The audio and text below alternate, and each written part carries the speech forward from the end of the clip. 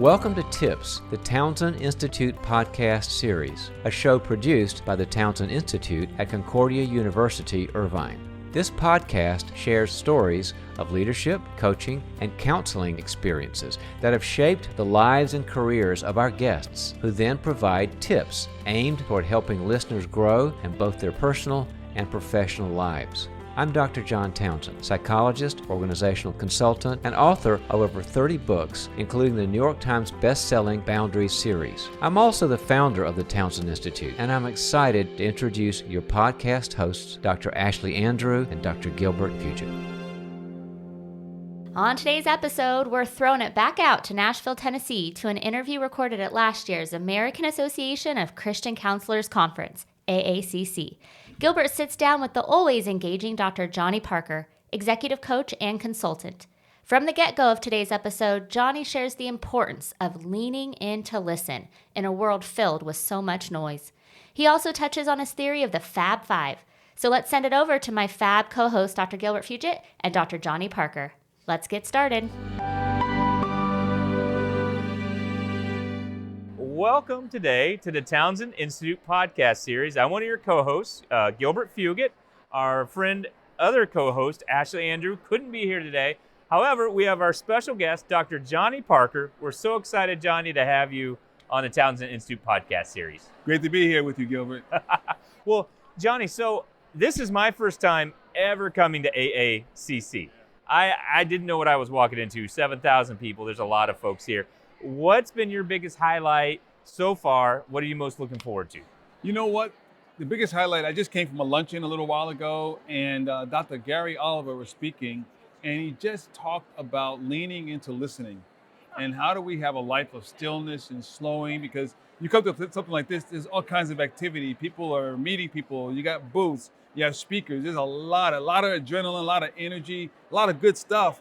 And so how do you have time to really take it in and listen? What is the Spirit saying to me? What's resonating with me? What's going on in my soul?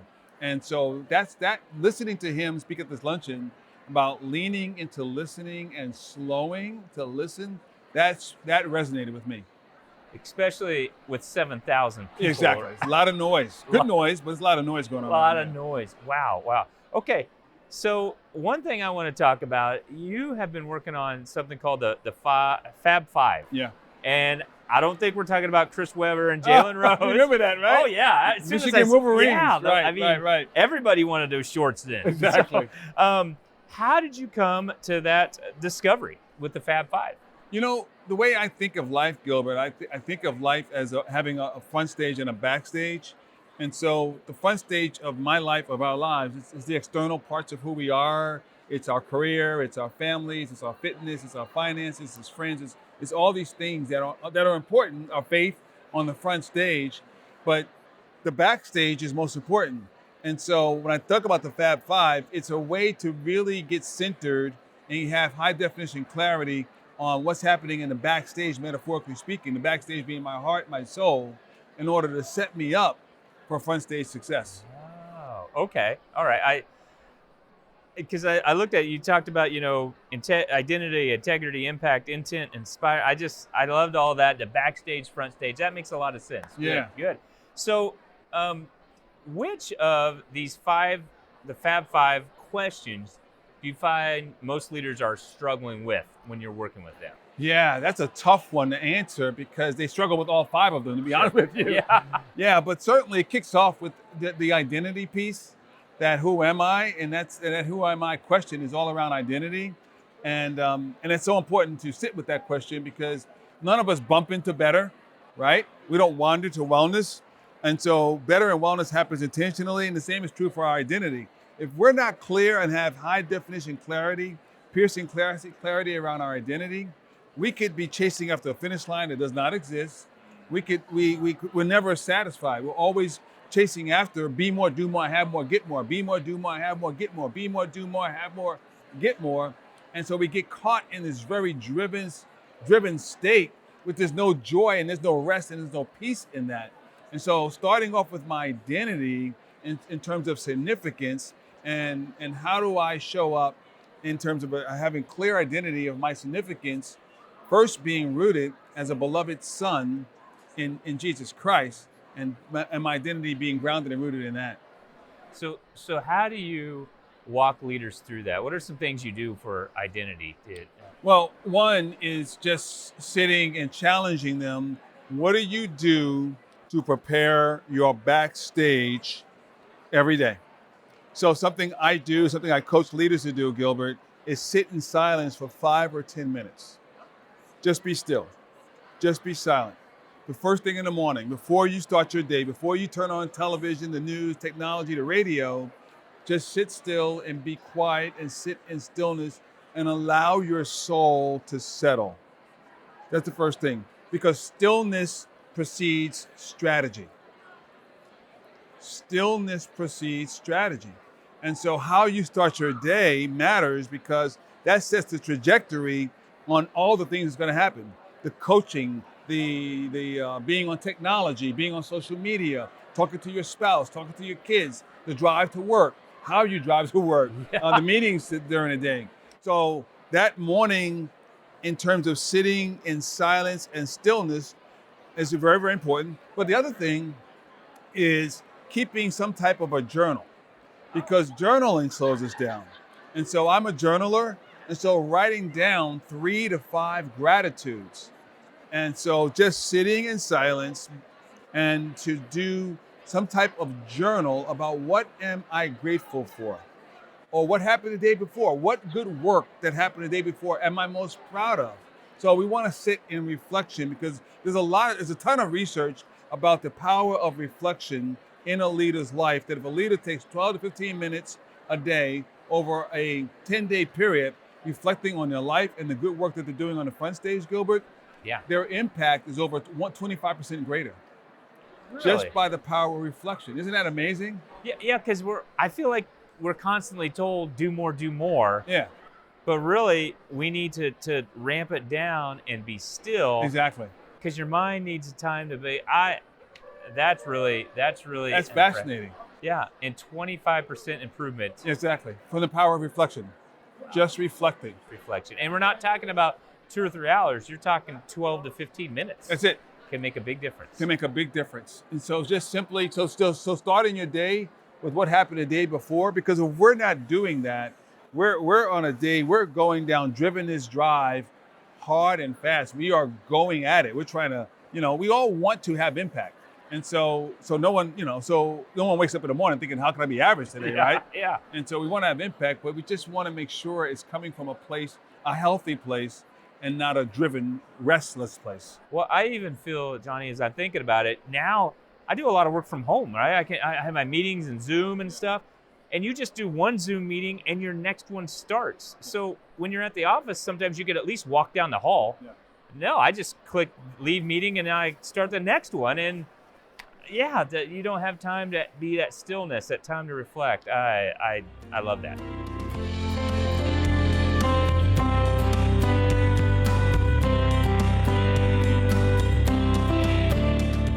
So I noticed also that you've written a book called Turn the Page. Tell me a little bit about Turn the Page.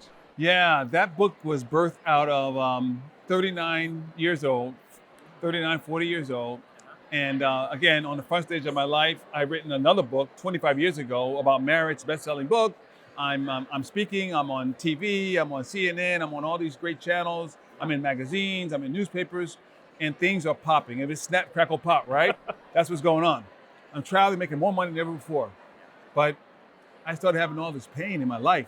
I started wrestling with panic attacks, Gilbert, and depression, ready to have an affair. Didn't have one, but I got all this stuff going on in my soul, and it was very confusing because I got a lot of what I thought I wanted in terms of my life at that point, but I feel frustrated, I feel restless, I'm depressed. And so that book was birthed out of that, because on my 40th birthday, my wife says, what do you want for your birthday? Says, I want to go to Ocean City, Maryland, which is about a 2-hour drive from my house. And I just want to be alone. Nice thing about your birthday in February, Gilbert, no one's at the beach in February in Ocean City, Maryland. It's too cold. So I had the beach to myself. And I'm sitting there and I'm walking the beach and I'm just praying to God. I call God Abba, intimacy, Papa, Father, Daddy. And I said, show me me. And I began looking at my life and began realizing when I was at my best in my life, here were the elements that were surfacing. And I did something that I do as a tool in my coaching, Gilbert, called the Bourne Identity. I'm a big Jason Bourne fan. Yeah. And I so, love it. so I do this tool, and basically I went through the decades of my life, and 0 to 10, what were the identifying themes? What were the emotional themes? What title would I get a decade? Well, it was telling when I got to my 30 to 39, oh my gosh, all the burnout, the lack of rest, physical, emotional, and spiritual, the drivenness, the driving and the striving in my life. I had moved 3 times. I wrote 2 books in my 30s. I finished my master's in my 30s. I said, no wonder I was a hot mess. Yeah. So that book came out of that, me looking at my life, looking at, okay, when you had those moments, those sips, S-I-P-S, when I had those sips of goodness and wellness, what was I doing? And turn the page, emerge out of that. These 5 elements of clarify your quest. Decide the story you want for your life, the story you were born to live. And so I began looking at demand, bold, truth. What were some of the places in my life that I needed to really, really own and not blame or try to plagiarize some other person's life or leadership. And so these elements began to emerge. And so we wrote a whole book around some of these elements, and we call it Turn the Page.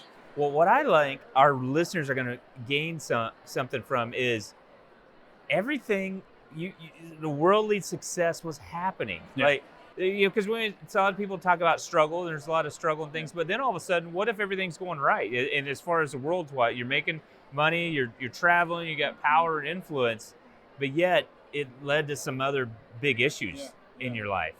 And then how you really had to reset, and it sounds like, you turned the page, but I mean, this stillness and focus and journaling, that all kind of came about when you wrote this book? Absolutely, because again, I had to, one of the other elements in there was pursue continual renewal. That as a person, as a leader, or anyone, you can't sustain your impact if you don't sustain yourself. And I was poor at that. In your 30s, you can get away with sleeping 3 hours and trying to write a book. You can't do that at 60s, in your 60s. Yeah. And so the understanding of what does it mean to sustain my effectiveness? What does rest look like? Spiritual, physical, emotional, relational, and mental. And so these practices and began to really take center stage for my life in terms of external success. Yeah. But I needed this internal health happening. Yeah, the boundaries and things. I Yes. love it. So what prompted you, and we maybe talked a little bit about it, but you created 3 acts in your book. Dream, know your story, design, align your story, and destiny, master your story. Yeah. How did you decide on that? Yeah, because one of the things I looked at how movies are made, and the way movies are made, the hero's journey. Robert McKee talks about the hero's journey, and Donald Miller, and they've done work around storytelling. So I looked at that. I looked at that model of what happens in a movie, and a protagonist. We don't call it protagonist in my book. We call it the page turner. And so you're either a page turner or you're a bookmark. and the bookmark is the passive person. They're plagiarizing someone else's life. They're comparing themselves to someone else's story, and they don't own their own life. But the page turner is intentional about, like the protagonist. We want something. The protagonist wants something, but along the way in a movie, they have what's called an inciting incident. Yeah. Something happens, some kind of obstacle, adversity happens, and they can get stuck. And so we laid the book out that way. And so we say along the way, you need to have a mentor, guide, trainer, or coach. Yoda or Obi-Wan Kenobi. Someone needs to show up. In the movie It's a Wonderful Life, it's Clarence the Angel. It's someone that shows up to help you get unstuck, train you in your superpowers, to get you living and moving into the story you were born to live and tell. So we laid the book out the way that movies are made. We laid it out that way to resonate with the reader. And is that a lot of what the coaching you do? You come along as kind of the guide? That's it. That's exactly what we do. We get to be the guide, the mentor, the coach, the friend, to help bring people clarity. We say you can't turn the page to a better story until you first own the current story. And so, because so many of us get stuck. We get stuck in a bad story. Like I said, we get stuck in blaming, comparing, plagiarizing, wanting someone else's life, as opposed to really enjoying and embracing and owning the life God has given us.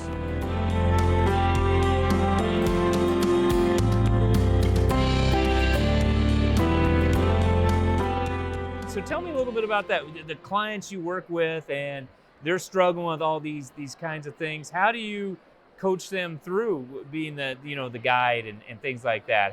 What do you do when they're stuck? Somebody comes and says, "Hey, I feel like I'm trying to live someone else's life here." Yeah, right. Yeah. So one of the things we do, we give them an assessment. So we look at we'll ask them over the last 2 or 3 weeks, a wellness assessment. We call it a life dimensions inventory. And so we'll look at, the last 2 to 3 weeks, how would you assess your wellness, spiritual wellness, 0 to 10, physical, emotional, relational, mental wellness, 0 to 10. And from that, we can quantify, are you in red zone, green zone, or yellow zone? So red zone in football is pretty good, about to score. Red zone here means that you're probably not in a good place. You're probably in a danger zone. So we look at that. So that gives us something to, quantifiable. We can kind of quantify where they are with a number. And then we look at, where are you? What do you want? We make it very clear. We don't write your story. We get to be a life editor in the story that you say you want. And so we want to make it very clear. And then we got to look at what are the lies that you believe in? What is the fears that's getting in the way? So we want you to take ownership of that and begin to unpack that and walk through that and own that. And then what are the strengths that you possess? So we take them through that. We have a tool called RISE. And so we walk them through a tool we call RISE, and that helps them get at strengths. We look at so that gets at strengths assessments. Yeah. So we want to help coach them around those strengths and grow in those strengths. And all we're saying, how do we have a growth mindset? The work of Carol Dweck at Stanford talks about the growth mindset. And so how do we have this growth mindset? And all we're trying to do is get 1% better. We're not trying to get 10% better, just 1% better. And so that's what we do. We ask everyone we work with to journal and to really get into like the journaling. We talk about gratitude because of what it does to our brain and the neuroscience around dopamine and serotonin to the brain. And so we really want people to go deep in terms of that, the journaling, and they're tracking their story. So we want to, and then we love doing what I did on my own life, the Born Identity, where we're walking them through the different decades of their life. What was the story being told, 0 to 10, 10 to 20, 20 to 30, whatever age they are in that decade. And so we want to look at that and look at the resilience that happened in your life and let them see the story that God's been writing all along. Yeah, God's hand in all that, I can tell. I love the power in getting to name that decade. I thought, well, isn't that powerful? Yeah. And this lines up really nicely with our Townsend growth model. We talk about the character capacities, attachment and separation, integration, and adulthood, and how they can do. I love it. So, in your work as an executive coach, and I love this term, relationship architect. Yeah. Now that's a good one. What have you changed your mind about from when you first started as a coach? Wow, that's a great question. No one's ever asked me that question. What have I changed my mind about? Yeah. Say more about that. What do you get? So we kind of when we started in our field and I'm going to be a coach or I'm going to be this, I have this mindset. Yeah. And then after I get a little experience, get a little, go down the road a little bit, I go, you know what? So I think I was wrong on this and I need to change my views. Wow, that is a great question, Gilbert. How much time do we have? We could go all day. This is great. Yeah. I think that this would probably be one of the things that comes to mind. So on Enneagram, I'm a 4. Okay. So I'm an idealist. I'm a romanticist, and so which makes sense. You wrote a book on marriage. Yeah, exactly. Yeah. I wrote a book on marriage. 2 books on marriage. Oh, actually. okay. And so I think the thing is, so I have some woods and stream and trees near my home, so I'm out there a lot. I love that. Well, I like to be alone in the woods. I think I say this to every leader. Every leader needs a place where your soul can catch its breath, and you're not good for people if you're always with people. So I've discovered that. I think the thing that I realized, I thought that was a practice of mine, 35, 40 years ago. I would do that early in my 30s. And I thought at one point I would outgrow that. Like, okay, at some point I won't need to do this anymore. I changed my mind on that. I realize now at 61, this is going to be a way of life for me. I should never get away from it. I need to really lean more deeply into because the more demanding and noisier my front stage of my life and calling and vocation in my career, the noisier that becomes, the more I need to go in the backstage of silence and solitude and be away. So I really thought at one point I would outgrow that. That, you know what, you're not going to need that anymore. You're going to outgrow that. You'll always just stay front stage. You're good. As I just said, the noisier, the more demanding of my life becomes, and the older I get, I need to be even more. And then looking at the life of Jesus, it says in Luke 5:16, Gilbert, that Jesus often did this. That he often went away to the woods, to the water, to the mountains to be alone for silence and stillness. I said, you know what? I'm not more spiritual than Jesus. Some Christians think they are. Yeah. I'm not more spiritual than Jesus. So yeah, I definitely changed my mind around that one. And that's really powerful because you thought, okay, this is what I need to do for a while. Exactly. But I'm not going to need this. And then you realize, no, this is a habit that's worth keeping. Yes, this is something that should never, ever go away. And so yeah, that was a great question. I love that question. I'm gonna use that. Go for it. Anytime.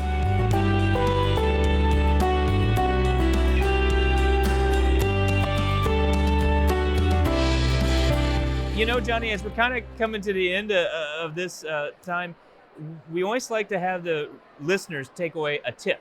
Yeah. So what would be the takeaway tip for our listeners today you'd want them to leave with? You know what? I would say this. Take your name, your first name or your last name, and form an acrostic and craft your core values using your name.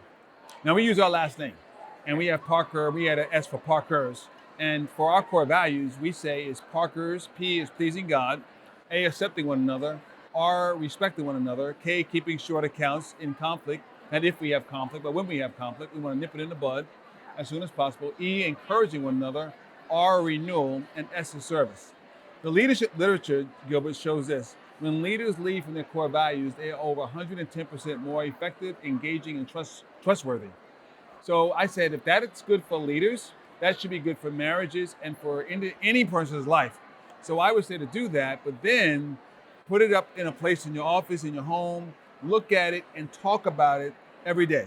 If you're married, do that with your spouse and, do it. If you're single, do it and look at it and lean into it and look at how am I showing up, living out that story of the core values of who I am and who I believe I was born to be and do. You know, I'm just thinking of the power of that because some people, their last name might be Shane. Wow, that's a good point. Yeah. And so now all of a sudden you've taken it and your core values are connected to that. Exactly. And you can, I'm just thinking how much power that would be for, me and people I coach and things that they could take that and that's something their whole family could look at. It is incredibly powerful. You'll appreciate this. We did some work with pro teams. Pittsburgh Steelers is one of the teams we work with. And we did it with Ben Roethlisberger. You know where I'm going. When we did it with the Steelers when Ben Roethlisberger was still playing. And so we have yet to meet anyone with a name longer than Roethlisberger. So when we did it, the whole room laughed because they said, we're going to be here all night with the Roethlisbergers. Yeah. That's a long name. That's a long name. And wow. So if they can do it, anyone can do it. And so, but no, it's something that I do with all my leaders, all the coaching, every married couple that we work with, we have them do this. And it is extremely impactful to look at it often and live out it. I'm taking that one. There you go. I'm taking that one and I'm putting it right in my coaching practice. So, yeah. and I'm going to have to do it with our students at the Townsend Institute. I love it. Well, Johnny, thank you so much for taking time and all the craziness of AACC to sit down. It's truly an honor. Oh, thank you. Is it okay to give my website? Oh, I didn't even ask. Give us your website. Tell us where we can find your book, how we can connect with you. You can find it. You can go to JohnnyParker.com. It's real simple. Johnny with a Y, or frontstagebackstage.com or JohnnyParker.com. They both will take you to the same place. And but yeah, they can find all our resources and tips and tools there. And Turn the Page is on there. Turn the Page. Yeah, we're excited because we're going to be launching a new cohort for our leaders across the world. And so we're excited. That's something that we're. And now is that virtual or it's going to be virtual. How many leaders are in each cohort? Yeah, we're going to leave about 15 per cohort. Wow. And so we are very, very excited about to be launching that. And yeah, we're thrilled. Well, if you want to work more with Johnny, our listeners, I encourage you to look at johnnyparker.com. Check it out. What a treat. Thank you so much again for being part of this. Gilbert, thank you. This has been a joy. All right. Have a good one.